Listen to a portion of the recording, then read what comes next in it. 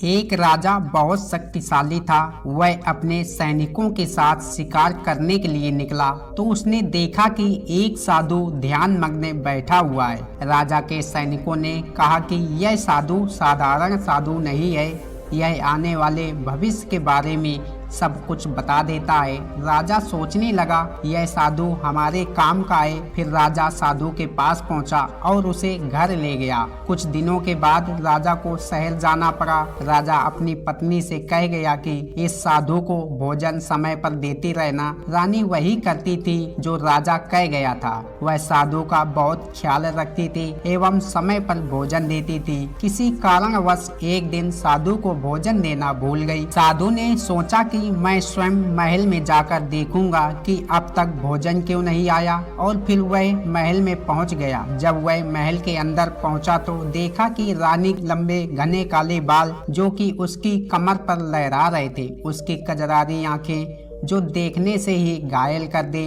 रानी की सुंदरता सन्यासी के मन को भा गई और वह वहां से बिना कुछ कहे ही अपनी कुटिया में लौट आया। सन्यासी रानी की सुंदरता को भुला न सका। खाना पीना त्याग कर अपनी कुटिया में पड़ा रहा। उसने कई दिनों तक कुछ भी नहीं खाया, जिसकी वजह से वह बहुत कमजोर हो गया। फिर कुछ समय बाद राजा वापस लौटा और जब उस सन्यासी की हालत का पता चला तो वह सीधे सन्यासी के पास पहुंच गए और बोले कि आपको क्या हो गया है और आप इतना कमजोर कैसे हो गए? किस गहरी सोच में डूबे हो? क्या मुझसे कोई गलती हो गई? तब साधु ने कहा कि नहीं राजन, आपसे कोई गलती नहीं है। यह सुनकर राजा बोला, तो फिर क्या बात है, आप मुझे बताइए, मैं आपकी समस्या का समाधान अवश्य करूंगा। यह सुनकर साधु ने राजा से कहा कि आपकी रानी की अद्भुत सुंदरता को देखकर मैं उसकी सुंदरता पर मोहित हो गया और अब मैं रानी के बिना नहीं रह सकता। यह सुनकर राजा बहुत हैरान हो गया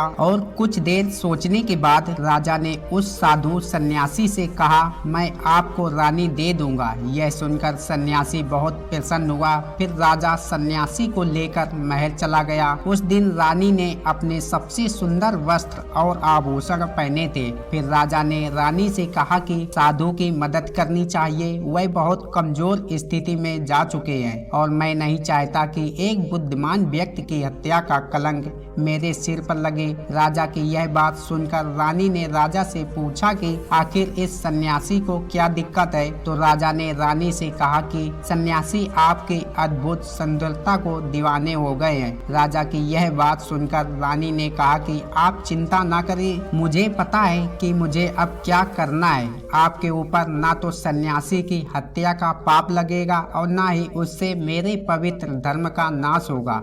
रानी की यह बात सुनकर राजा ने रानी को सन्यासी के हाथों सौंप दिया। उसके बाद सन्यासी रानी को लेकर कुटिया पर पहुँचे। जब रानी सन्यासी की कुटिया पर पहुँची, फिर रानी ने सन्यासी से कहा कि हमें रहने के लिए घर चाहिए, हम इस झोपड़ी में नहीं रह सकते। यह सुनकर सन्यासी राजा के पास गया और राजा से जाकर बोला कि हे राजन, हमें रहने के लिए घर चाहिए। सन्यासी की बात सुनकर राजा ने उनके लिए घर का प्रबंध कर दिया। फिर सन्यासी रानी को लेकर घर पहुंचा। जब रानी सन्यासी के साथ उसके घर पहुंची तो रानी ने सन्यासी से कहा कि यह घर तो बहुत गंदा है और इसकी हालत बहुत खराब है, मैं इस घर में नहीं रह सकती। यह सुनकर सन्यासी फिर से राजा के पास गया और जाकर बोला, हे राजन, जो आपने हमें घर दिया है उस घर की हालत बहुत खराब है। सन्यासी की बात सुनकर राजा ने उस घर की मरम्मत करवा दी। उसके बाद फिर रानी घर के अंदर गई और नहा धोकर बिस्तर पर आ गई। तभी साधु भी बिस्तर पर आ गया। फिर उसके बाद रानी ने साधु से कहा कि आप जानते हैं कि आप कौन हैं और आप क्या बन गए हैं? आप एक महान साधु थे जिनके लिए राजा स्वयं सभी आवश्यक चीज उपलब्ध करते थे, जिनके पास दूर दूर से लोग ज्ञान प्राप्त करने के लिए आते थे। आप तो सत्य का मार्ग दिखाते थे और लोगों की समस्याओं का समाधान करते थे, जिन्हें सभी लोग गुरु मानते थे और कुछ लोग भगवान मानकर पूजते थे।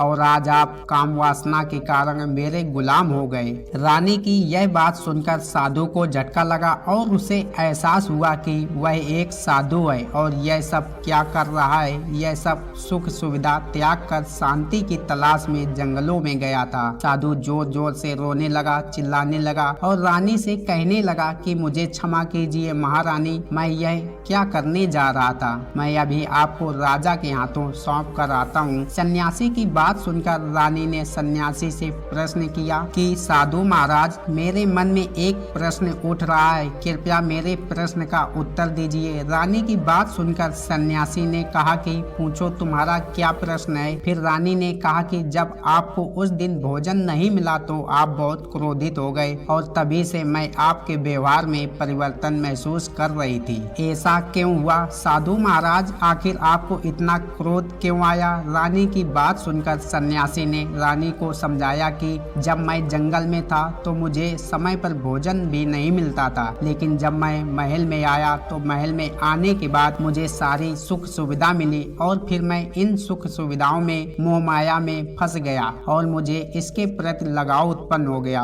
और जब जब मुझे यह नहीं मिला तो मेरे अंदर क्रोध उत्पन्न हुआ। फिर सन्यासी ने कहा कि महारानी, सच तो यह है कि अगर इच्छा पूरी ना हो तो क्रोध उत्पन्न होता है और अगर इच्छा पूरी हो जाए तो लालच बन जाता है। फिर सन्यासी ने रानी से कहा कि यह इच्छा की पूर्ति ही मुझे वासना के द्वार तक लेकर आई है और मैं आपके प्रति आकर्षित हो गया। इसके बाद वह सन्यासी रानी को लेकर राजा के पास गया और बोला कि राजा, मुझे क्षमा कर दीजिए, मुझे अपनी गलती का एहसास हो गया है। यह रानी अपने पास रखो, मुझे नहीं चाहिए। अपनी इच्छा के वशीभूत होकर यह गलत कार्य करने जा रहा था और अपने जीवन को बर्बाद कर रहा था, लेकिन अब मुझे सब कुछ समझ आ गया है। उसके बाद उस सन्यासी ने कहा कि हे राजन, मनुष्य की बर्बादी का कारण उसकी 4 आदतें बनती हैं और दुनिया के हर व्यक्ति के अंदर यह 4 अवगुण होते हैं, लेकिन जो व्यक्ति इन पर नियंत्रण कर लेता है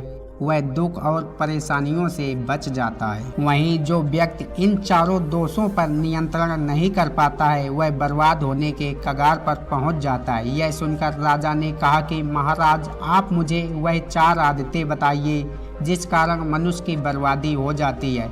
फिर सन्यासी ने राजा को मनुष्य को बर्बाद करने वाली आदतों के बारे में बताया कि हे राजा, मनुष्य को बर्बाद करने वाली पहली आदत है इच्छा, क्योंकि इच्छा ही दुनिया के हर एक व्यक्ति के अंदर सबसे पहला अवगुण होता है और जो व्यक्ति अपनी इच्छाओं को नियंत्रण में नहीं रख पाता है वह जीवन के किसी भी क्षेत्र में सफल नहीं हो पाता है, क्योंकि जैसे ही उसकी एक इच्छा पूरी होती है वह दूसरी की ओर जाने लगता है और दूसरी पूरी हो गई तो तीसरी इच्छा उसके मन में जागृत हो जाती है और फिर ऐसा करते करते इच्छाओं का नियंत्रण न होने के कारण किसी जाल में उलझ जाता है और दुखी रहता है। इसीलिए जब हम इच्छाओं पर नियंत्रण नहीं कर पाते हैं तो हमारे मन में अनेकों प्रकार की इच्छा उत्पन्न होती रहती है और जब हमारा मन हमारे वश में होता है तो हमें सुख की प्राप्ति होती है।